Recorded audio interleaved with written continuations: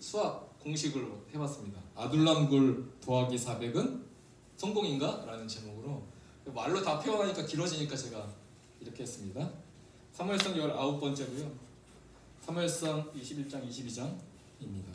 제가 이거 말씀을 준비하면서 PPT를 준비하다가 이게 한 손으로 이게 안 되니까 한 손으로 뭐 해야 될 거 아니에요. 이게 제가 그 PPT를 하다 보니까 단축키가 많이 외워져 가서 단축키로 하면서 빨리 해야 되는데 이 단축키가 안 되니까 그래서 주의하면서 내가 지금 뭐 하고 있습니까 하면서 설교를 준비했는데 부족한 설교 가운데 하나님의 은혜와 역사가 있기를 바라면서 설교하도록 하겠습니다. 오늘 22장 1절에서 5절까지 우리 교독하겠습니다. 제가 파란색, 여러분이 검은색 교독하도록 하겠습니다. 그러므로 다윗이 그곳을 떠나 아둘람 굴로 도망하며 그의 형제와 아버지의 온 집이 듣고 그리로 내려가서 그에게 이르렀고 하나님의 모든 자와 빚진 모든 자와 마음이 원통한 자가 다 그에게로 모였고 그는 그들의 모든 노력에 달려오기를 그와 함께하는 자가 400명 가량이었더라. 다윗이 거기서 모압 미스베로 가서 모압 왕에게 이르되 하나님이 나를 위하여 어떻게 하실지를 내가 알기까지 나의 부모가 나와서 당신들과 함께 있게 하기를 청하나이다 하고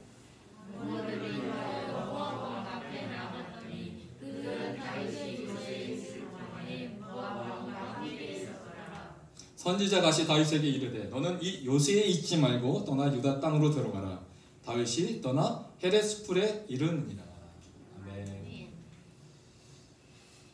오늘 그 22장 이전에 21장을 보면은 사건이 여기서부터 시작하는데 제가 저저번 주에 빵과 칼이라는 제목으로 다윗이 그 노베에 있는 제사장한테 숨어서 무교금을 먹고 힘을 내서 칼을 찾았다라고 말씀을 드렸습니다. 그 이후에 다윗이 어디로 피하냐면 그날에 다윗이 사울을 두려워하여 일어나 도망하여 가드왕 아기스로 갔다라고 말했습니다. 오늘 다윗이 사울을 피하여 도망갔던 지역들이 있는데 잘 안 보이시죠? 첫 번째 여기 라마 1번이죠. 라마로 갔었습니다. 라마 나옳 아시죠? 사울을 잡으려고 3명의 전령들을 보냈는데 세 부류의 전령들도 다 예언을 했어요. 안 돼서 사울이 직접 다윗을 잡으려고 딱 갔는데 다윗이 가는 길부터 예언을 해가지고 그도 예언을 했습니다. 근데 이 라마 나옳에서 어디로 갔냐면 여기 노비라는 이 지역. 그래서 빵과 칼을 얻었습니다. 그리고 어디로 갔냐면 이 오른쪽에서 왼쪽으로 이렇게 가면 이 가드 땅으로 들어갔어요. 가드. 잘 보십시오. 노베에서 가드로 갔는데 제가 말씀드렸죠. 라마나윗에서는 성령의 역사가 있었고 노베에서는 그 빵과 칼을 얻었습니다. 그래서 힘을 얻었어요. 근데 가드에서는 무엇을 얻었을까요? 각각마다 하나님의 은혜가 있었어요. 근데 가드 지역에서는 어떤 은혜가 있었을까요? 그러면 가드가 어떤 지역인지 아십니까? 가드가 어떤 지역이냐면 골리앗의 고향이에요. 이해가 가세요? 골리앗 누가 죽였죠? 다윗이 죽였어요. 다윗이 골리앗을 죽였는데 다윗이 골리앗 3무엘상 17장 4절 보니까 그의 이름은 골리앗이요 가드 사람이다. 그러면 내가 골리앗을 죽였는데 다윗이 골리앗을 죽였는데 골리앗을 죽인 그 마을 동네로 내가 피신 간다? 이해가 안 가죠. 왜 스스로 이렇게 어려운 그 일을 처하는 곳으로 갔을까? 그만큼 위급한 상황이었을 것이다 라고 말을 하지만 오늘 말씀을 보면 21장 10절 이후에 11절에 이렇게 나와 있습니다. 그 아기스의 신하들이 아기스에게 말하되 이는 그 땅의 왕 다윗이 아니니까. 이미 골리앗을 죽인 가드 사람들은 다윗을 뭐로 여겼어요? 왕으로 여겼다는 거예요. 실제 왕이 누군데요? 사울입니다. 그러니까 이방 사람들도 사울은 왕이지만 진짜 왕은 누구다? 다윗이다 라고 생각했다는 거예요. 근데 그 다윗이 자기네 나라로 딱 들어온 거예요. 다윗이 아니니까 우리가 춤추며 이 사람의 일을 노래하여 이르되 사울이 죽인 자는 천천히여 다윗은 만만히로다. 이거 이스라엘에서 부른 건데 이 노래가 어디까지 지금 유행이 된 거예요? 가드 사람들까지 이 노래가 유행이 된 거예요. 만만히로다 하지 아니하였나이까 한지라. 그러니까 다윗이 이 말을 그의 마음에 딱 두고 가드왕 아기스를 심히 두려워했겠죠. 내 원수 다윗이, 우리 골리앗을 죽인 다윗이 내 눈앞에 왔으니까. 그러니까 다윗은 눈치가 빨랐어요. 그래서 심히 두려워요. 그들 앞에서 그의 행동을 변하여 미친 채 하고 대문짝에 그적거리며 침을 수염에 흘렸다. 오늘 이렇게 행동한 거예요. 대문짝에 손을 이렇게 딱 긁으면서 미친 척을 했는데, 첫 번째 그의 행동을 변하게 했어요. 행동을 변했다. 즉 그 순간에 다윗이 빠른 판단을 했다는 거죠. 내가 이렇게 있으면 뭐한다? 죽는다. 그 죽음을 변하기 위해서 행동을 변하게 했는데, 대문짝에 그적거리며 자 침을 수염에 흘렸다. 이 침은 이스라엘에게 있어서 명예와 존경을 뜻하는데, 명예와 존경 위에 뭐예요? 더러운 침이 흘렀다라는 것은 무엇입니까? 자신의 명예를 스스로 욕되게 하는 거예요. 그러니까 스스로 욕되게 하니까 사람들이 볼 때 얘는 뭐하나? 미쳤구나. 그러니까 그 아기스 왕이 이렇게 대답합니다. 15절에 내가 미치광이가 부족하여 너희가 이 자리를 데려다가 내 앞에서 미친 짓을 하게 하느냐? 얘 미친 사람 아니냐? 어서 쫓아내. 이렇게 된 거예요. 그러면 라마 나요스에서 성령의 역사가 있었고, 높 땅에서는 빵과 칼이 있었고, 가드에서는 어떤 하나님의 은혜가 있었죠? 무슨 은혜가 있었어요? 여기도 은혜가 있었나요? 저는 은혜가 있었어요. 무슨 은혜예요? 미친 역사. 사울이 미친 척 연기를 했는데 그 미친 척의 연기가 다 속아 넘어갔어요. 그래서 그의 목숨을 건질 수 있는 미친 역사가 있었다. 하나님이 이 순간 가운데에서도 다윗을 건져내시는 그 하나님. 그러니까 이 다윗이 여기서 크게 뒤어서 이제 다른 곳으로 가죠. 제가 물어보고 싶습니다. 다윗의 인생 그래프를 제가 그려봤는데, 그의 최고의 정점에는 아마도 왕의 기름 부음이 있었어요. 사무엘 통해서 기름 부음. 아무도 주목하지 않는, 저기 양을 치고 있었던 그 다윗을 불러내어 기름 부음. 그리고 골리앗을 이긴 그 승리의 인생에도 있었어요.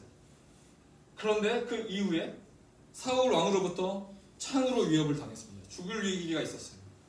그리고 무엇이 있었습니까? 라마나요스로 도망가기 시작합니다. 그리고 노 땅에 가서 이제 빵과 칼을 쥐어주게 됩니다. 그리고 그의 인생의 가장 최고의 지점이 뭡니까? 가장 실패의 지점? 오늘 가드입니다. 가드인데 이 가드에서 미친 척을 해서 그 연기가 통해서 어디로 가게 되냐면, 오늘 22장의 장소인 아둘람 굴로 가게 됩니다. 아둘람 굴. 근데 이 아둘람 굴로 가는데, 여러분 한 사람의 도망자가 생기니까 누가 위험에 빠지냐면 다윗의 가족들이 위험에 빠집니다. 그렇잖아요. 북한에서 탈북하면 누가 위험해요? 가족들이 위험한 것처럼 오늘 다윗이 도망가요 아둘람의 굴에 갔지만 그의 가족들도 위험한 거예요. 그래서 다윗의 가족까지 아둘람 굴에 내려옵니다. 22장 1절 오늘 읽었습니다. 그러므로 다윗이 그곳을 떠나 아둘람 굴로 도망하며 그의 형제와 아버지의 온 집이 듣고 그리로 내려가서 그에게 이르렀습니다. 그러니까 온 가족이 지금 피난민이 된 거예요. 얼마나 이 상황이 비참합니까? 제가 물어보고 싶어요. 그래서 이 지점에서 물어보고 싶습니다. 다윗의 인생은 실패한 인생이었을까요? 아니면 성공한 인생이었을까요? 실패했을까요? 성공했을까요? 성공. 우리는 그 결말을 알기 때문에 성공하길 바라는 마음으로 또한 성공. 지금 가드까지 내려간 이 인생, 우리는 실패했을까 성공했을까 말하기가 쉽지 않아요. 이때 그 다윗의 마음은 어떤 마음이었을까? 우리는 헤아릴 수도 없어요. 이거에 대해서 이영표 선수가 한 말이 있습니다. 그 영상은 짧지만 한번 보겠습니다. 저는 이영표 선수입니다. 이렇게 영상으로 만나 뵙게 돼서 반갑습니다. 제가 하나님을 처음 믿을 때 또 믿고 나서 아주 수없이 많은 질문들 그리고 또 의문들이 있었습니다. 그 중에 하나가 이런 것이 있었는데요. 제가 항상 풀리지 않는 것이 이런 것이었어요. 그것이 뭐냐면, 만약에 하나님을 열심히 믿는 청년 2명이 있다. 열심히 기도하고 공부하고 교회에서 봉사하고 정말 열심히 이제 하는 친구가 둘이 있는데, 한 명은 원하는 대학에 합격하고 한 명은 원하는 대학에 떨어졌어요. 이제 원하는 대학에 합격한 친구는 나는 하나님의 은혜로 합격했어요 라고 하면 이제 큰 문제가 없어요. 그건 이제 문제가 안 되는데, 똑같이 열심히 기도하고 나아갔음에도 불구하고 떨어진 원하는 대학에 합격하지 못한 그 한 명의 친구를 과연 우리가 어떻게 바라봐야 하는 것인가, 또 어떤 위로를 해줘야 되는 것인가라는 것이 항상 저에게는 의문이 있었습니다. 뭐 예를 들어서 합격한 친구는 하나님이 더 사랑하셨고 떨어진 친구는 하나님이 덜 사랑하셨나요? 혹은 또 떨어진 친구는 합격한 친구보다 기도를 덜 했던가요? 분명히 그런 것이 아닐 텐데 왜 누군가는 떨어지고 또 누군가는 합격하고 또 누군가는 어떤 성공의 기쁨을 맛보고 또 누군가는 실패할 수밖에 없는가? 또 우리는 그것을 같은 크리스찬으로서 어떻게 바라봐야 되는 것인가? 그것이 저에게 가장 의문이었어요. 근데 제가 시간이 지나고 보니까 이런 것들을 느낄 수 있었습니다. 어떤 사람들은 성공이라는 이름으로 인생을 시작해요. 하지만 그 성공 때문에 실패로 끝나는 경우를 너무나 많이 봤어요. 그런데 또 어떤 사람들은 실패라는 이름으로 인생을 시작하지만 그 실패를 딛고 일어나서 성공으로 가는 모습을 저는 많이 봤습니다. 그렇다면 우리는 언제나 하나님께서 우리에게 주시는 것이 축복으로 알고 있는데 그것이 무엇이든지 간에 그렇다면 사실은 성공과 실패는 전혀 반대말이 아니라 축복이라는 한 가지 의미라고 저는 생각합니다. 그래서 성공도 축복이고 실패도 축복이 되는 것이죠. 어떤 사람이 성공으로 시작한 인생이 실패로 끝나기도 하고 실패로 시작한 인생이 성공으로 끝나기도 한다면 사실은 성공이 아니고 실패가 아닌 것이 됩니다. 이것을 이해한다면 성공했다고 해서 자만하지도 않게 되고 실패했다고 해서 좌절하지도 않게 되는 것이죠. 왜냐하면 우리 인생은 지금으로서 끝나는 것이 아니라 하나님께서 우리 각자에게 어떤 계획이 있으신지 각자에게 계획이 있으시고 그 계획을 이뤄가는 방법과 시간과 때는 다 다르기 때문이에요. 그래서 저는 우리가 인생을 살아가면서 하나님과 함께 동행하면서 성공을 만났을 때 그리고 또 실패를 만났을 때 교만하거나 좌절하지 않는 청년들이 됐으면 좋겠습니다. 그리고 제가 요즘에 개인적으로 청년들에게 꼭 나누고 싶은 말은 이런 걸 꼭 나누고 싶어요. 어떤 친구들은 이런 얘기를 많이 하더라고요. 최근에 친구들이 나는 참을 만큼 참아왔어. 참을 만큼 참아왔어. 기다릴 만큼 기다려왔어. 그렇기 때문에 더 참을 수가 없어. 근데 제가 생각하는 인내는 저는 그런 것이 아니라고 생각합니다. 나도 참을 수 있고 상대도 참을 수 있고 우리 모두 다 참을 수 있다면 그것은 인내가 아닙니다. 진정한 인내는 더 이상 참을 수 없다라고 생각하는 순간 진정한 인내가 시작한다고 생각해요. 노력도 마찬가지예요. 노력할 만큼 했어. 이제 더 이상 안 돼. 라는 말은 사실은 노력의 끝이 아니라 노력의 출발점이라고 생각해요. 아무도 난 이제 더 이상 못해. 더 이상 할 수 없어. 라고 생각할 때가 바로 노력의 시작이 되는 거라고 저는 생각해요. 전 여러분들이 지금 약간의 어려움도 있고 위기도 있을 테지만 이 위기가 방금 제가 이야기했던 것처럼 이 실패가 아니라 이 실패라는 징검다리를 통해서 여러분들이 원하는 꿈, 미래를 여러분의 것으로 만들 수 있는 여러분이 됐으면 좋겠습니다. 여러분 모두 축복합니다. 얼마나 이렇게 말도 잘하는지 한 10번 봤는데 볼 때마다 은혜가 되고 여러분 다윗이 현 시점에서 보면 실패했을까요? 성공했을까요? 모든 사람의 우리가 갖고 있던 그 눈으로 보면 실패한 인생이에요. 근데 이런 그 관점도 누가 갖고 있어요? 다윗도 스스로 갖고 있어요. 근데 하나님은 그 관점을 뭐 하고 싶어요? 바꾸고 싶어요. 실패한 게 실패가 아니고 성공한 것이 성공한 것이 아니다 라는 그 관점을 하나님께서 무엇보다도 다윗 먼저 바꾸시길 원하셨어요. 그가 고백합니다. 10편 73편 2편에 나는 거의 넘어질 뻔하였고 나의 걸음이 미끄러질 뻔하였으니 이는 내가 어떻게 해서 악인의 형통함을 보고 나도 마찬가지였습니다. 내가 오만한 자를 질투하였습니다. 세상 사람들이 갖고 있던 그 성공의 기준이 나한테도 있었고 그것 때문에 나도 억울했던 적이 있습니다. 그런데 하나님이 그것을 무너뜨리기를 원하셨다라는 것입니다. 그러면 이 성공의 끝, 이 가드에서 그러면 다윗이 끝나고 말았을까요? 아니라는 겁니다. 이혁표서도 그랬지만 이 징검다리를 넘어가고 나면 다른 것이 기다리고 있다. 이 아둘람이라는 이 굴을 통과해서 하나님께서 무엇을 그에게 준비하셨느냐? 마치 영화 300이라는 영화 보셨죠? 이 300이라는 영화가 있는데 실제로는 역사적으로는 300 이상이 된다고 한 1000명 정도 된다고 했는데 이 300명의 그 그리스 군사가 아시리아 수십만 명의 군사들과 용감히 맞서 싸우는 장면. 이 300 이 300이라는 단어가 우리에게 주는 임팩트가 있었습니다. 그런데 오늘 이 아둘람굴에서 몇 명을 만나게 하시느냐? 400명을 만나게 하십니다. 그러면 이 400명이 어떤 존재냐?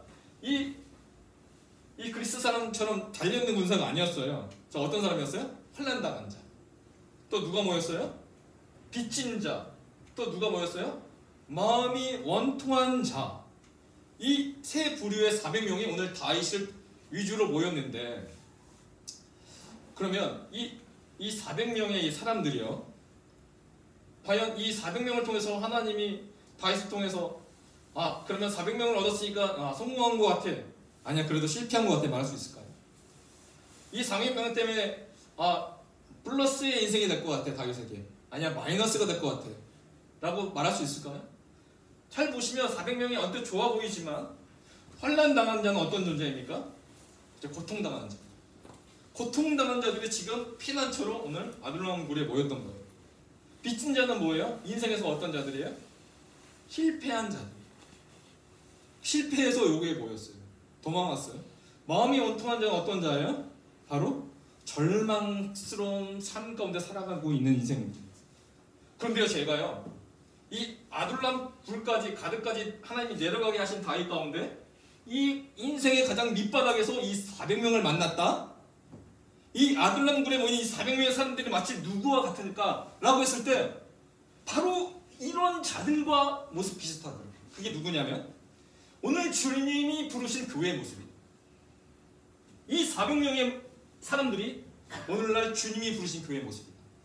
오늘 사도 바울이 이렇게 말합니다. 고린도전서 1장 26절에 형제들아, 교회를 향해서 형제들아 너희를 부르심을 보라. 그게 뭐예요? 부르심이 뭐예요? 어떤 위대한 부르심이 아니었어요.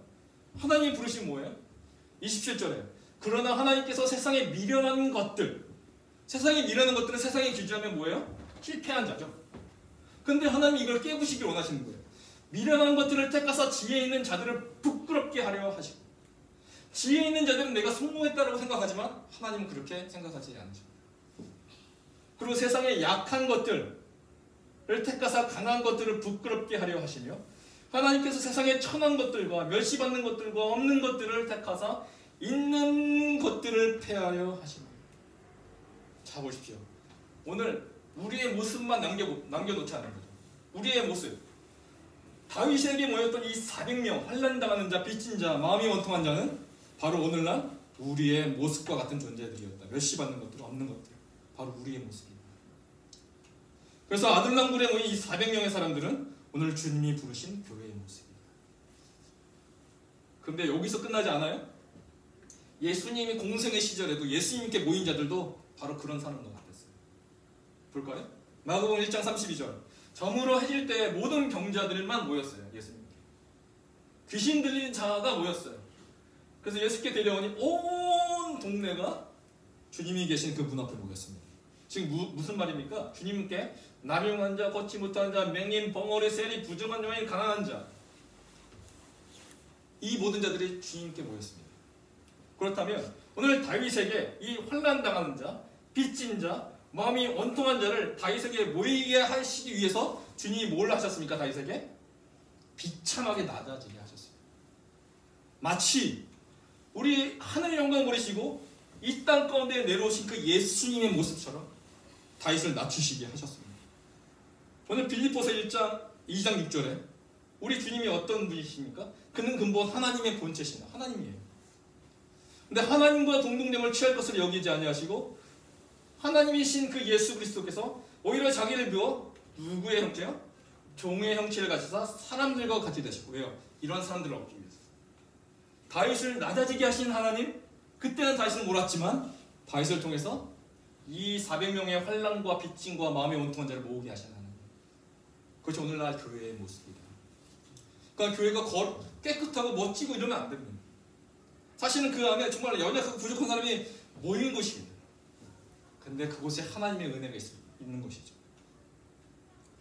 그래서 우리는요, 아둘람굴에 다윗과 숨었던 400명과 같은 사람임을 우리도 알아야 돼요. 왜냐? 우리가 오늘날도 부르짖고 기도하는 기도 제목들이 뭐예요? 우리의 비전을 위해서, 취업을 위해서, 우리의 사업을 위해서, 우리의 자녀가 어떻게 우리의 힘으로 안 돼서 우리 자녀를 위해서 오늘도 우리가 부르짖고 있어요. 정말 연약하고 부족한 자가 바로 우리의 모습이라는 거죠. 그런데 그 은혜가 뭡니까? 하나님이 우리 주님이 우리를 주님이 계신 은혜의 동굴로 부르신다는 거예요. 내가 낮아지는 거 싫어하지만 주님의 계획은 뭐예요? 그 낮아진 그곳에서 내가 너를 만나겠다. 그래서 이 아둘람굴은요, 고난의 동굴이 아닌 다시 변화가 되는 축복의 동굴이 되게 됩니다. 그래서 하나님께서 이 아둘람굴을 통해서요, 이 아둘람굴에 넘어있는 그 은혜를 하나님께서 만나게 하시기를 원하시는 것이죠. 그러니까 아둘람굴을 가기 싫어하면 안 돼요. 하나님이 나를 이렇게 낮아지게 하실까? 하나님이 여러분을 향한 아둘람굴에 계획이 있다. 그래서 이 아둘람굴에서 어떤 일이 벌어집니까? 이 다음에 어디로 갑니까? 다윗이요? 아둘람굴을 넘어가니까 은혜가 기다리고 있는데 그 은혜의 지역은 바로 모압이었어요. 모압. 오늘 우리가 읽었던 본문 22장 4절 보니까 그 아둘람굴에 있으니까 가족들이 다 모였다고 제가 말씀드렸죠. 근데 같이 있을 수가 없으니까 다윗이 결정합니다. 부모를 어디로 데려가느냐? 부모를 인도하여 모압 왕 앞에 나갔더니 그들은 다윗이 요새에 있을 동안에 모압 왕과 함께 있었더라. 부모를 어디로 갑니까? 모압 왕한테 데려갑니다. 근데 왜 이 모압 왕에 데려가는 게 왜 놀라운 일이냐면 오늘 그 사무엘상 14장을 보면 47절 지금 왕은 지금 사울이에요. 사울이 이스라엘 왕위에 오른 후에 사방에 있는 모든 대적, 첫 번째 대적이 누구예요? 모압이죠. 지금 이스라엘 현재의 그 대적의 나라는 어디예요? 모압이에요. 근데 대적의 나라에 지금 다윗이 부모를 어디로 데려가고 있어요? 모압으로 데려가고 있어요. 아니 이게 가능한 일인가요? 대적한테 우리 부모를 맡길 수 있을까요? 그런데 이 아둘람굴을 넘어갔을 때 하나님의 은혜가 있었다는 겁니다. 어떻게 원수에게 부모를 맡길 수 있었을까? 사실은요, 잘 보십시오. 이게 성경이 그냥 사무엘상만 끝나는 것이 아니라 연결되어 있어요. 다윗보다 100여 년 전에 마치 아둘람굴 같은 사람과 같았던 비참했던 한 사람이 있었어요. 그 사람은요, 바로 모압 여인 룻이었어요. 룻을 아시나요? 이 여인은요, 남편도 죽었어요. 자녀도 없어요. 먹을 것도 없어요. 심지어는 내가 시어머니를 섬기며 사겠다고 시어머니와 사겠다고 결심했던 여인이에요. 아둘람굴에 있었던 한 사람과 같은 여인이 바로 룻이었는데 하나님이 그 여인을 통해서 무엇을 계획하십니까? 자, 보아스가 룻과 결혼하잖아요. 그러면 다윗의 그 족보를 쭉 올라가면 다윗의 아버지 이세, 이세의 할아버지 오벳, 증조 할아버지가 누구였어요? 보아스였어요. 그러니까 이게 무슨 말이 되냐? 이 모압을요 하나님이 뭘로 바꾸시는 겁니까? 사울에게는 대적으로 만드셨지만 다윗에게는 그 모압이 대적이 아니라 뭘로요? 은혜로 바꾸시는 하나님. 기가 막힌 하나님의 섭리가 하나님께서는 다윗의 인생을 통하여 100여 년부터 계획하시고 역사하시고 하나님. 그 하나님이 오늘도 다윗에게 은혜의 길로 인도하신 하나님이시다. 그래서 모압을 은혜로 바꾸시는 하나님. 그 하나님의 기가 막힌 역사의 타이밍이 있다. 그런데 여기서 이제 모압에서 부모도 맡겼겠다. 이제 400명도 있으니까 내가 잘 훈련시키고 내가 잘 살아가면 되겠다라고 할 그쯤에 오늘 우리가 읽었던 22장 5절 마지막 절이었는데 이렇게 말씀하십니다. 선지자 갓이 다윗에게 이르되 이제 내가 좀 마음에 안심이 되니까 하나님이 선지자 갓을 보내세요. 그리고 이렇게 말합니다. 너는 이 요새에 있지 말고 아둘람굴을 요새라고 말했죠. 피해서 간 그 장소인데 요새라고 말해요. 하나님의 눈에는 요새에 있지 말고 떠나라. 어디를? 유다 땅으로 들어가. 내가 죽을 수 있는 그 위험의 장소 유다 땅으로 들어가라. 다윗이 떠나 헤레스풀에 이르니라. 아둘람굴 요새에서 하나님 말합니다. 유다 땅 숲풀로 들어가라. 숲풀. 자, 아둘람굴에는 이제 400명도 있어요. 모압에서는 부모도 맡겼어요.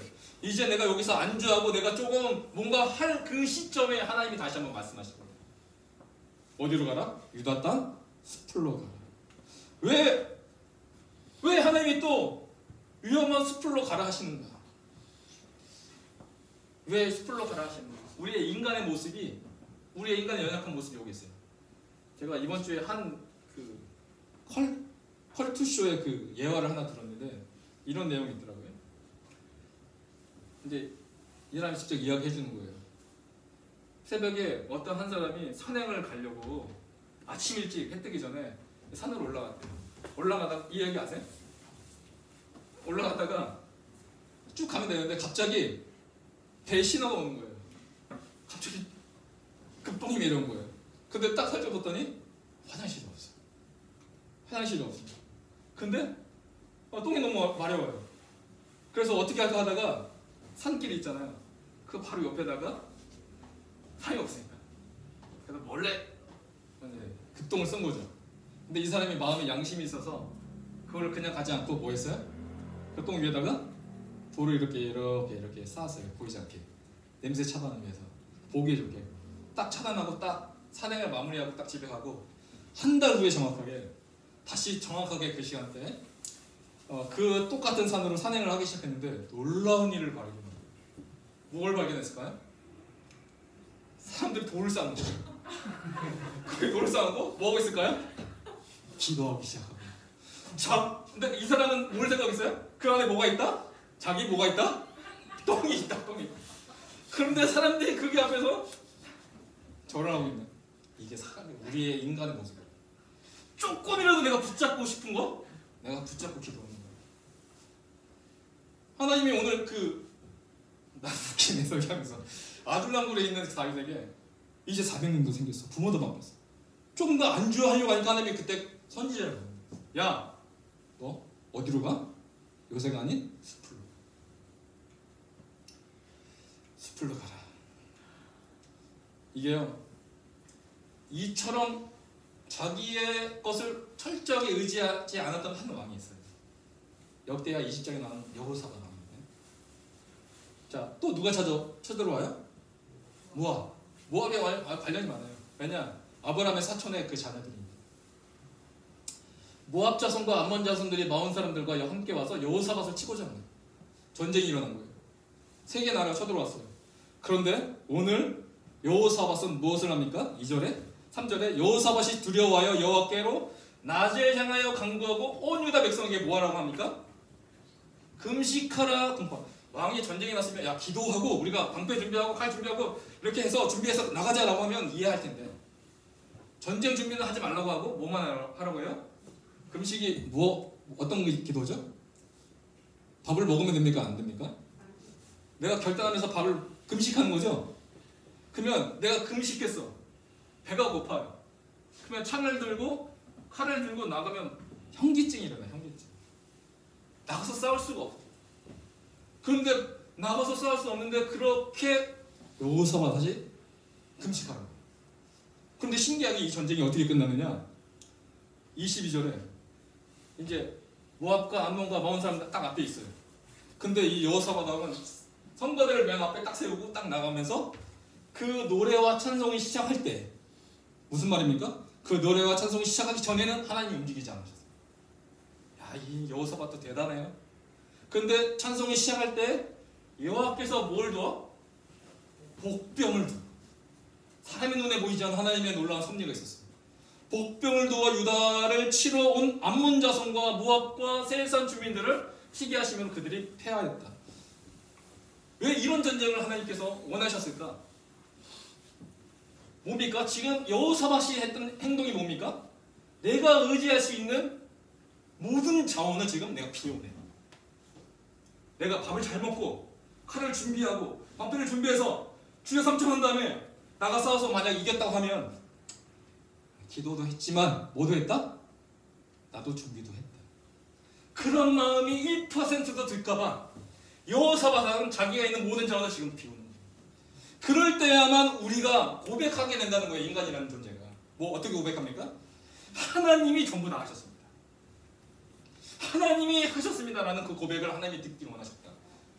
오늘 그 다윗의 인생 가운데 오늘도 그 400명과 부모를 포기하며 유다 땅 숲으로 들어가게 하시는 거 하나님.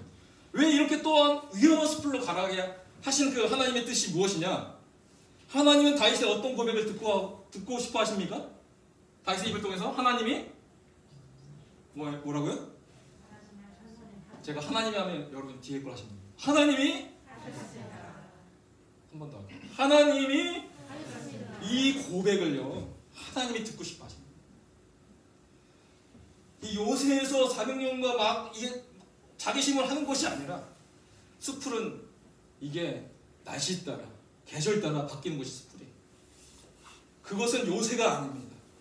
그런데 그곳에서 하나님이 내 인생의 진정한 주인이심을 하나님의 고백을 받기를 원하시는 하나님. 400명 부모, 너 이거 의지하지 마라.